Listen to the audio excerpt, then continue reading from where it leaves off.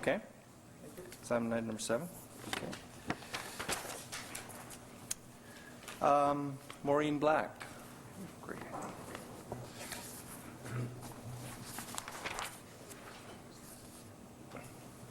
Great. You're welcome.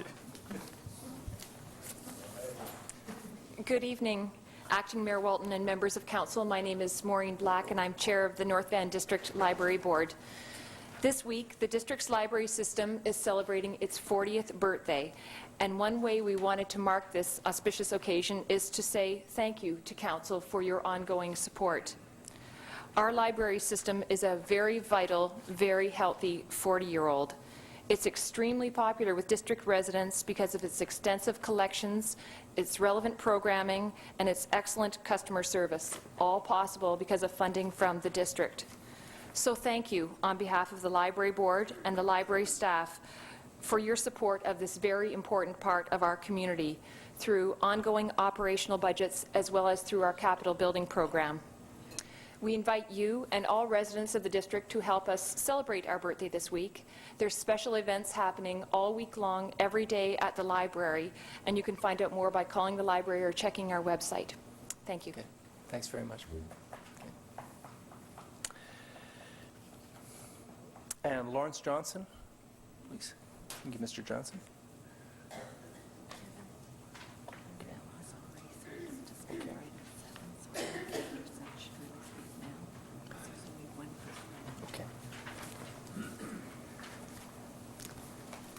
Mr. Johnson, if you can state your address. 2443, sorry? Your address, 2443? Panorama. Panorama, thank you, yes. sir. Okay. May I go, do I have to? It's on. Oh, it's on. Okay. Good evening, Acting Mayor and Councillors. I wish to express my support for the motion that Councillor Christ has submitted to Council to the effect that all forms of censure against him be terminated immediately. I have no doubt that he is correct in his position that the allegations against him were the result of attempts to stifle his justified criticism of the district's performance and operations, most notably the Northlands Golf Course embezzlement and the prolonged time that it took to detect and report it. I also believe that the original charge against him of raising his voice against a district employee for refusing to let him see a copy of a draft council agenda was a minor matter and did not warrant the prolonged and excessive harassment to which this dedicated and hard-working veteran councillor has been subjected. I therefore respectfully urge you to second and pass his motion. Thank you. Thank you, Mr. Johnson. A minor correction to make in that Mr. Anderson, another speaker had already signed up to speak to that item at the agenda time, so if you can make your comments now, we'd appreciate that. Thank you.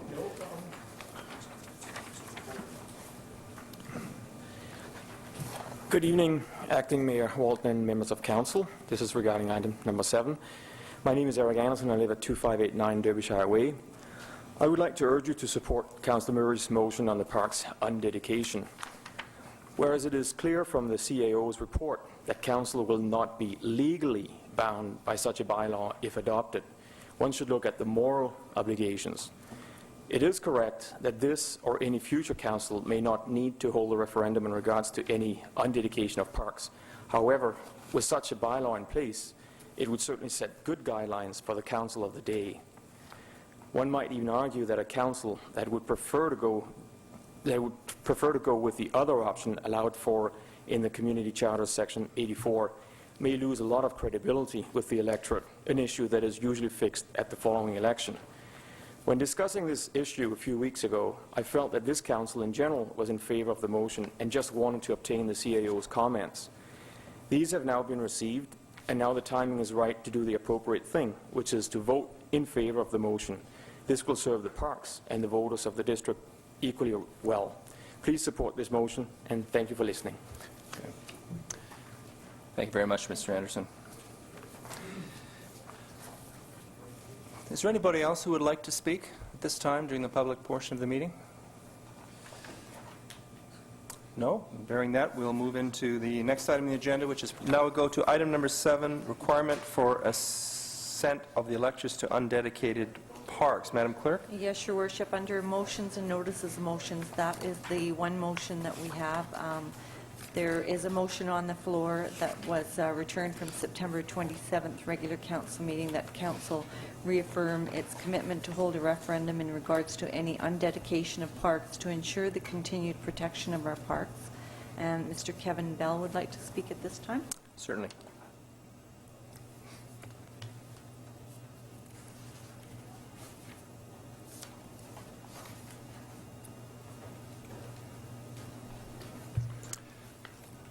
Welcome, Acting Mr. Mayor, hi.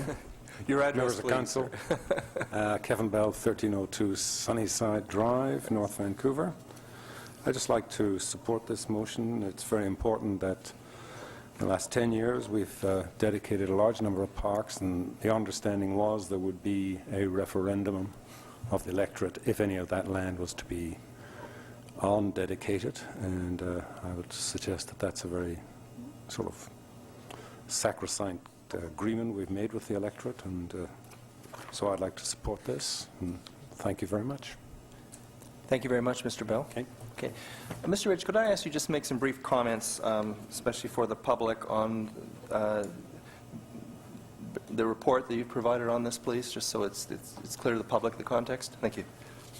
Thank you, Your Worship. The Council's direction, 2 weeks ago, I believe, when this came before Council, was to seek a legal opinion on the extent to which this would, this motion, if it is adopted by Council, would require Council to do certain things in the future. I think the report is fairly self-explanatory. The motion wouldn't require either the current Council or a future Council to go through with a referendum. The Council would still have an opportunity to choose the alternative mechanism if they wanted. What's important, I think, is that this report sets out the extent to which this motion would require Council to go down a certain path, and it doesn't. But I do want to be very clear. What we are saying in the report is it's perfectly legitimate for Council still to adopt this motion as a statement of political philosophy or principle, and I don't want in any way the report on the legal implications to be seen to be discouraging Council from adopting this as a statement of political principle or philosophy. That's still obviously an appropriate thing for Council to do if they wish. Good.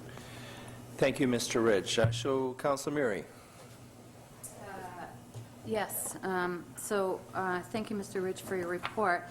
And in your report under the summary, you say Council may adopt the proposed resolution as a policy indicating its present position with respect to the discretion it has to use an assent procedure or an approval procedure in relation to a bylaw that would remove a park dedication. And can I have, through you, Acting Mayor Walton, to the clerk, an explanation of the process in which to change a bylaw in the district? If we were to amend a bylaw, what would the process be to change a bylaw? Are you referring to park dedication bylaw? Yeah. That would require council to seek the approval of the electors. But I guess what I'm asking, what I'm getting at is I want it to be as difficult as we can make it for any council to undedicate any piece of green space. The province had that ability, and they gave it to us in the Municipal Act. And the present government took that away. So it was a good system, it was working, and the community felt secure. Now they've removed it, and the community doesn't feel secure anymore. And I'm not saying that this council would do it without going out to the public, but there may be a council in the future that chooses to simply undedicate the assent and the alternative approval process, which is basically negative billing, is an onerous process for the community to undertake. So at the very least, I would like it to be difficult for council to just simply say, we're going to go to the alternative approval process and then undedicate a piece of land. If they have to go through a process in order to go against a bylaw in the district, I want to know what that process is in order for council to go against its own bylaw. We can't simply say, well, we're not going to agree with the bylaw. There is a process in place for us to do that, whether we have to have a public meeting, we have to seek information from the community. There has to be a debate in council. Is that not correct, Madam Clerk? Are you understanding where I want to go here? I think so, but I think the process would be up to council. Other than the alternative approval process, council would discuss where it would go from there, I believe, once the bylaw, if an amending bylaw came to council to undedicate park, then council would make a decision at that point, I believe. Mr. Ridge, do you want to But what add to if, that? no. What if there was a bylaw what if we made a bylaw that said council has to go to referendum and put it in a bylaw form? As instead of just a simple policy, what if we made it a bylaw that we had to go to referendum? So to not go to referendum, you would have to amend the bylaw. I'm wanting to draw the process out as long as possible because I want to be able to alert the community. Your Worship, I don't believe that council could adopt a bylaw such as that. Why? That's my information from our legal counsel. We have information in regards to adopting a bylaw for referendum We from haven't legal asked counsel? specifically- We haven't asked specifically that question, but the question has been answered in Mr. Ridge's report as to whether council could bind a council by doing something like that. And I But- don't believe, we didn't ask that specifically, but I don't believe that council could adopt a bylaw like that. Okay. Well, Okay, Councilor Meary, can I come back to you a second time, because we're beyond the 4 minutes, and we can come back to you a second time, and I have 2 other councilors wishing to speak at this point. oh, I thought I still had 8 seconds. Well, it was frozen a while ago, so, Oh. okay. Councilor McKeon-Holmes. Thank you. I think there is a great deal of support around this council table for protecting our parks. We have it in our mission statement. We have it in our planning. There's a great deal of sensitivity. I think when this motion came forward by Councillor Meary, we were all in support. And why I asked for a legal opinion was to find out if it had any teeth, if we were actually able to protect our parks in the future. And what really has come back to us is we can't. We can have a mindset, we can have a policy to preserve the parks, but given what the province has given us under the new charter, in reality, we can't tie future councils. All we can do is set forth right now a policy to say this is what we want. I don't think it's going to happen anytime in the near future. This is a community that will protect our parkland. But unfortunately, I think when the provincial government under the charter gave us this new autonomy to look after our own community, it also gave us this counterproductive situation where we cannot bind future councils on decisions like this. Some other decisions will be happy that that's there, that we're not bound. But on something as we treasure like parkland, we want to be able to tie future councils. And what has come back is that we can't. So I think we maybe write it into everything else we do, whether it's our future mission statements, whether it's in the way we do business, and just, protect the community in other ways. But I think in many ways, this is not a blessing that's been given to us under the charter. But anyway, I will, commit to continuing to support our parkland And I can say this community, time and again, and with that last vote on the new, what was it, 1999, majority of district residents said they supported it. So anyway, that's my position. Okay, can I just clarify, Madam Clerk, that this motion was moved and seconded at a prior meeting, and we continue with that movement and second? That was the opening position. If that's fine, I just want to clarify that. Councillor Christ. Well, I think the purpose, the general thrust of the Campbell government was to give the municipalities more power in making decisions. And the way this works out in practice is that it makes it easier to use parkland for other purposes, or for purposes other than what we call green space. When people talk about parks, they usually think in terms of green grass or trees or what have you. It is the district itself which has tried to change this policy by making it easier for park to be used for purposes or park-related purposes. What that means is that we could build an ice rink and a parking lot to go with it, and in essence, violate that policy of let's maintain parkland. So that's how I see it. But in the final analysis, it puts a greater responsibility on the citizens, because if they live in the neighborhood and any level of government, under whatever guise or purpose, they come forward and want to use the parkland for something else, then in my opinion, it's up to the citizens to stand up and fight back. This has happened before, and this council has been filled to the brim on more than one occasion when parkland or green space was at peril, and I think that can happen again. So I will support this motion, but the whole process, in my opinion, which the district has pursued, was somewhat flawed. To begin with, an opportunity to undedicate or to dedicate all parks was many years ago, when the first batch of parks was put into a category where the only way they could be taken out is by going to referendum. At that time, we were told that within a year, all parks would be dealt with in the same manner. This has not happened. So I'm beginning to wonder, why not?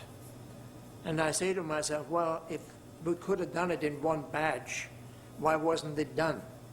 As I look back, I can see a pattern emerging here. And the pattern is this: let's not be hasty and protect all parks as green space, because we may use them for purposes, for park-related purposes, which could be buildings and the parking lots to go with it. And that was my concern all along. And I don't know whether that was really understood by all members of council, but that was my concern.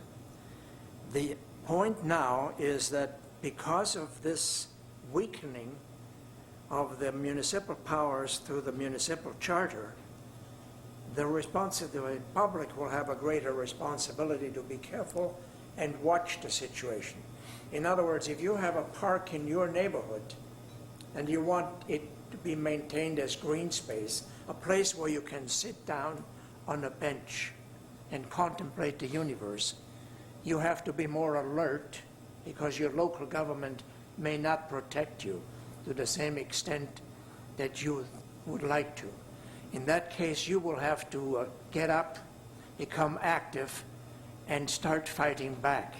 And that is the best, and in fact, the only guarantee you have to protect your green park in your neighborhood. That's my point. Thank you, Councillor Chris. Is Councillor Nixon and then myself, and then a second time, Councillor Murray. Well, what we could possibly do, which might give Councillor Murray some comfort, is that the first order of business of every newly elected council should be a commitment that they will never vote to undedicate a park without going to a referendum to do so. Maybe that should be a reaffirmation of statement of principles. I think Mr. Anderson touched on it very well. I don't think there's one member of this council or future councils who would ever vote to undedicate a park by any other means other than referendum, because it would be at their political peril to do so. He hit it bang on. And you know, I'm really heartened by the fact that today, in 2004, I don't think there's a one member of this council that needs to have that hammer or that sword of Damocles hanging over their head, or the threat of being defeated at the polls to protect our parks. I think if there's one thing that every member around this council can agree on, without any problem, is that we will not undedicate a park by any other means than by going to a public referendum. We can have all the discussion in the world about what should have happened, about what could have happened, about how we could have sped up the process of dedicating more parks.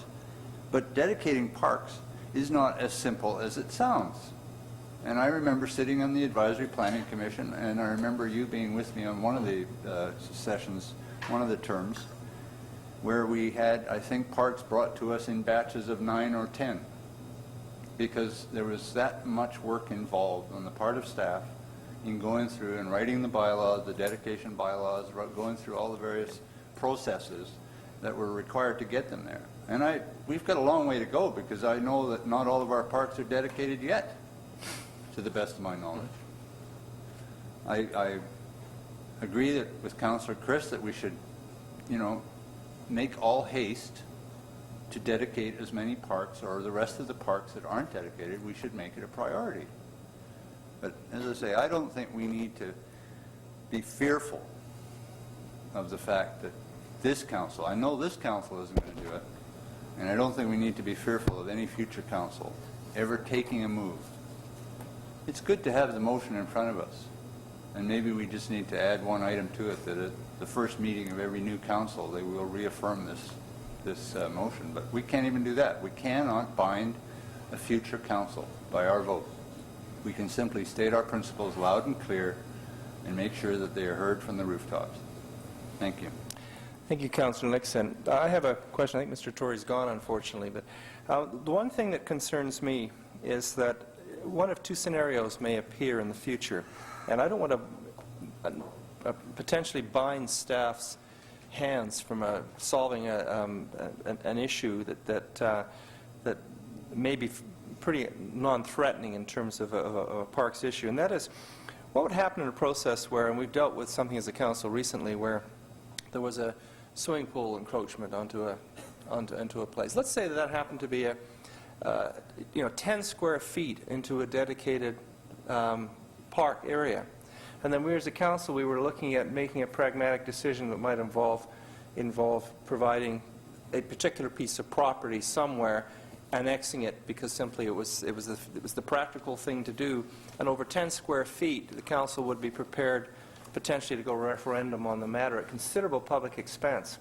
That's one question I had. And the second one was, in the event anyone owning a piece of property or anyone developing came and said, here's 50 square feet of parkland, I'll give you back 300 of more that is of more value to the public in the immediate neighborhood, and actually we'll be doing a swap with a new piece of area to be put into the park and taking out a part that might not have any functional use.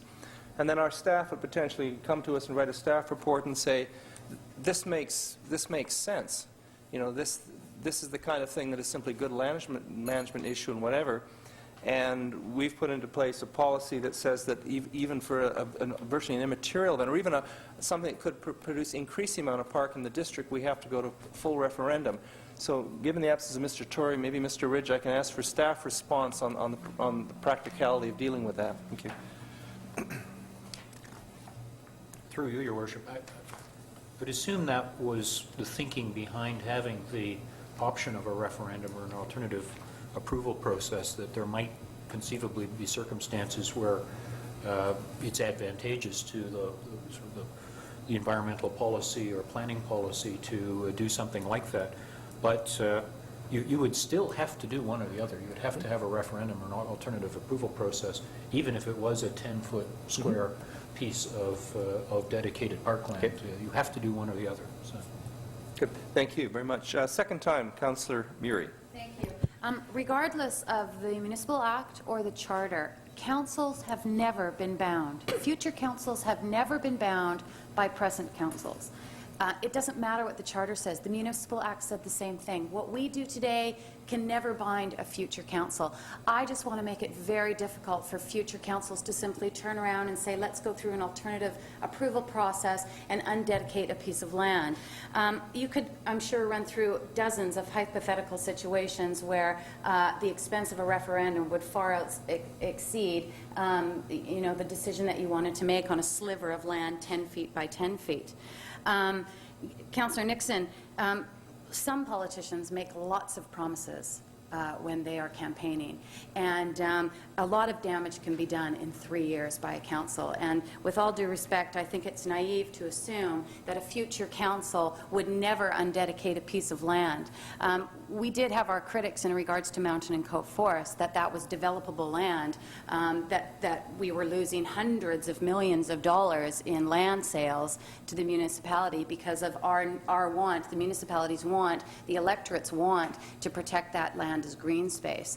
So, I don't trust any future council. I have to see who they are first. I have to see what they do, and I have to see them step up to the plate and listen to the community and ultimately do what's right and do what the community's wishes are. Certainly there's some that have always tried to strive for that.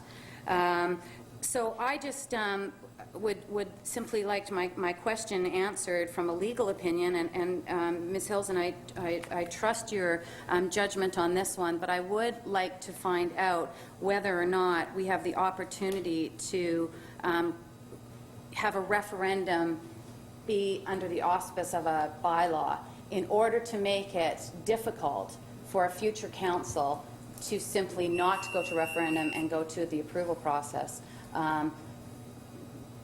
apart from their word. I would like to make it a little bit more difficult so the community is given the heads up. Okay. Thank you very much. Councillor Nixon, I show you a second time, or was that the first time? No, I do want to speak a second. Okay. Then Councillor Christ. I think an important distinction needs to be made between land which is zoned PRO and a park. And sometimes we fall into that difficulty where ice rinks and parking lots can be built on land that is zoned PRO. I would suggest you could never build an ice rink in a parking lot on a dedicated piece of park without going through a whole rezoning process. And I don't see that ever happening. And again, I don't see it being successful. We have seen time and time again over the past 2 years where these issues of the heart are bringing out our residents in their droves to council. And while Councillor Murray may have her doubts and be not willing to trust, I would suggest she can place her trust in the fact that a majority of council would never do that. There may be one or two that may not toe the line in terms of our parkland dedication philosophy. But I just can't envision a day, quite frankly, given the times in which we live, our commitment to nature that we all share in the District of North Vancouver, the commitment of the Seymour community to preserving their community.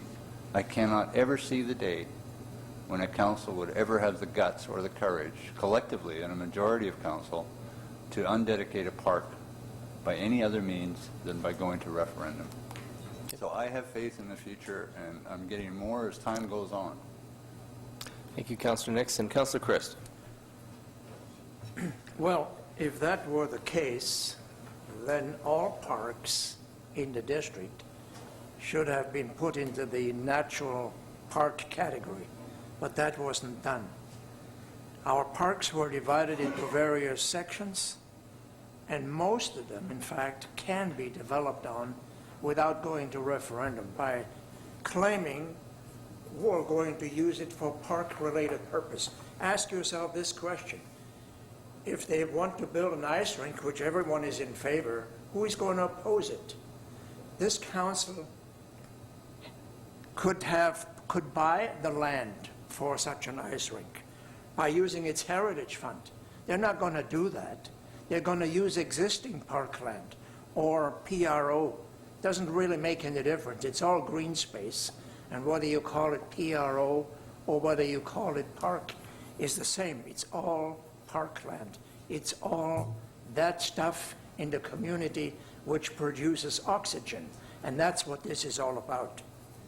So they're not going to go directly and say, we're going to undedicate this park and take it out, take it away as a parkland. They're going to come to you and say, oh, well, you know, we need an ice rink or we need a swimming pool. Surely you're not going to oppose that.